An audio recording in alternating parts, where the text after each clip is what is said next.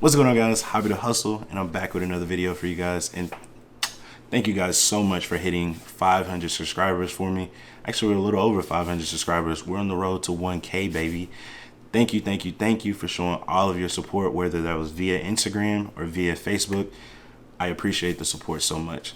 Today is going to be a follow-up video from my last video that I posted about 3 months ago. If you guys aren't familiar with that video, I'll post it below. Now, let's get into it. I want to talk to you guys about the good, the bad, and the ugly of TURO. And we're going to start off with the ugly, guys. We're just going to give you the solid truth right off the bat. And that is, you have got to be willing to read and have a good understanding of what you're getting into. All too often do I see people use the Facebook group and the Instagram groups and pages as a place or a crutch for them not to learn. And all of the information that you guys are asking is out there via TURO's support page or community page, but you got to be willing to do a little bit of digging. Now, I know that you're not putting in any kind of effort when I see people say, hey guys, I got my vehicle posted and it's booked, and am I supposed to upload photos now, or what do I do? That is not good, and that's not how you want to operate this business. Now, I'm not going to call out anybody in particular, but you guys have to understand that you got to read that terms of service. Now, the thing that I feel like a lot of people don't talk about is you have to be very honest with people. Can you make money on this platform? Absolutely, without a doubt. That is the short answer. But the people that separate themselves on the platform understand three things, or they do three things. One, they constantly watch and make adjustments based on their market. Two, they understand leverage. And three, they know how to use OPM, which is known as other people's money. If you know how to put all of those things in unison, you are talking about being a very deadly contributor to the platform.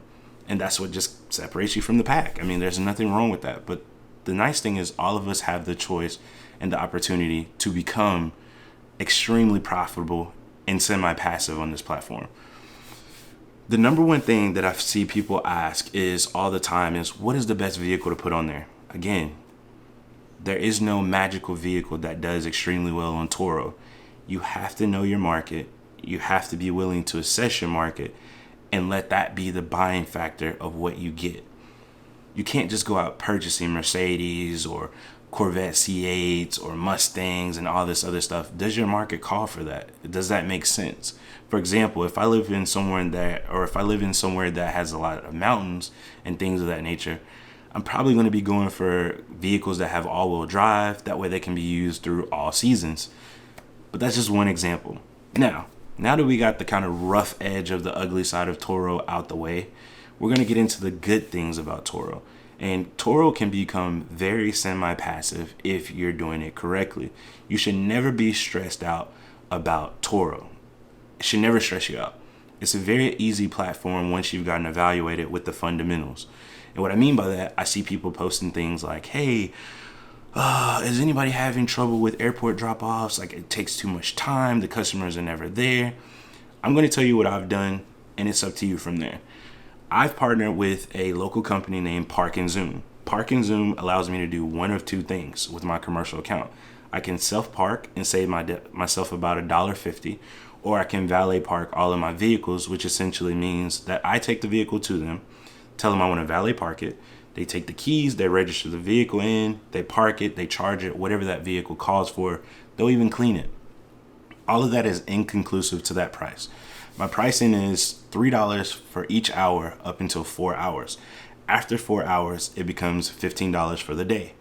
My time is worth $15 for me not to have to sit at that airport and wait for that customer, because there are times where flights are delayed, they're extremely early. It happens. So I had to come up with some way that I could still remain profitable and not be put on someone else's time. And that was my solution. Now, that's not going to be the same for everyone. I know Park and Zoom is at certain airports, but every airport has some type of shuttle or parking service. So you have to sit up there and kind of evaluate that on your own. The other thing that I did was I noticed these vehicles are going to have to be cleaned pretty much every single time that they went out, regardless if it was a light clean or a heavy clean. Luckily, I made an investment about 3 years ago with a friend that now owns a car wash and a warehouse. So I wanted to make sure that I could use OPM to cover the warehouse where I could store the vehicles where they weren't being used, and also I could clean them and be cost effective. Now, at the time, it was just an initial investment for a good idea. And you know what? I actually show you guys some B-roll of what that looks like. Check it out.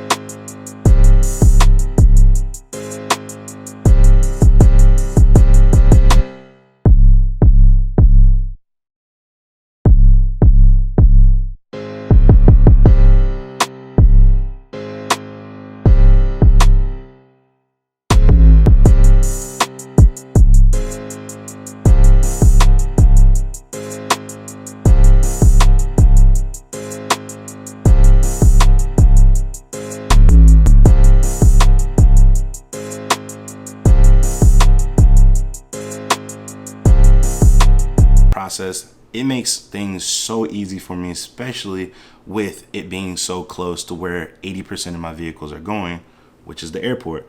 Also, I keep a lot of my costs down because of my initial investment into that. Now, again, this situation is not for everyone. I recommend that you guys look at some different websites and some different platforms that you can use to store the vehicle at a very effective cost. Up to you.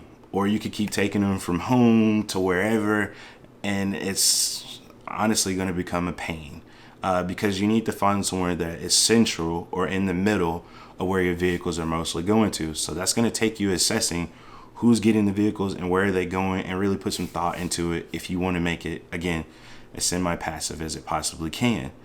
Now, the last part is the bad things that can happen with TURO. And this kind of goes back to the first part of what I was talking about, which was you have to be willing to read. All too often do I see people make the mistake of getting claims denied because they didn't read the terms of service. They didn't check the tire pressure. There was lights on the dash. The tires were way below the tread depth that they needed to be. They didn't take proper photos. And that is the bad side of TURO, but that is not TURO's fault. That is strictly on the host. Now, I would be lying if I would say, hey, there haven't been complications with TURO when the host has done everything that they need. It is far and few, but with any company, there will be things that will slip through the cracks. Now, again, evaluate yourself with the terms of service. So many people don't even realize that they should be getting a tire tread depth analysis on the car before it even goes out. I've personally invested in the meter. All of my cars go out with this, now all of my cars go out with the calculations on every trip. It does not matter if there's only 50 miles between each trip. That's something that you want to be uploading on the regular. Also, you can never take enough photos. People always ask, how many photos should I take? As many as you think you need. If it can be damaged and you don't want to pay for it, there better be a photo uploaded to cover you. Because if you can't charge someone for something you can't prove. Just being straight up. Now, with that being said, I hope you guys enjoyed the video. If you did, drop a like. If you didn't, drop a dislike.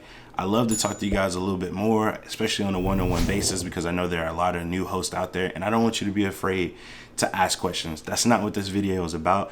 It's just somewhat to provide a foundation and a better understanding of how you can operate more soundly. So, I'll catch you in the next one. Peace.